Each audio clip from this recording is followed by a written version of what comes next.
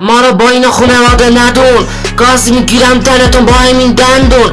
آلیسیا این کارو نکن، خودم میدونی واسه ما رو. گنده رپ وارسمون از سنگل فرار کرد آجی. خواننده کل گرم تو زندونه، این کارو با ما نکن. ما رو با اینا خانواده ندون. همین گد آروم گفتم بهت، خب اینا رو بدون. بذار بهت بگم رپ فارسی از کجا شروع شد. SF21 تهران رپ زنده کرد. پیشرو نه هیچ کس رو ولش کن. کسخاله 10 سال پیش دوتا ترک داده، الان اومدی میگی پدر رپ وارسم؟ فکر نکنم.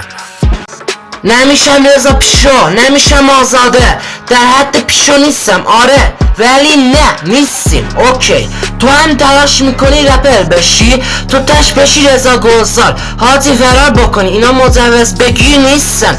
پس ستاره مجید رضوی کنسرت میذاره، مگه دختر پسر قاطی نمیشه؟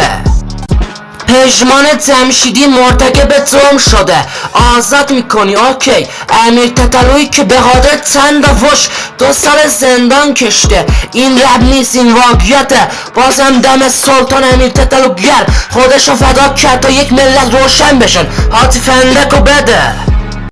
کاری به هیچ کس ندارم، نمیزنم حرف سیاسی، نه فحش میدم، فقط مسئله رپ فارسیست. نمیگم گادپوری، نه شایع، نه حالی بیگر.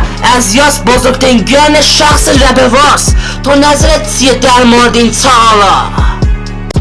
پژمان جمشیدی مرتکب جرم شده، آزاد میکنی. اوکی امیر تتلویی که به خاطر چند وش 2 سال زندان کشته، این رب نیست این واقعیته. بازم دم سلطان امیر تتلوگر خودشو فدا کرد تا یک ملت روشن بشن. حاجی فندکو بده.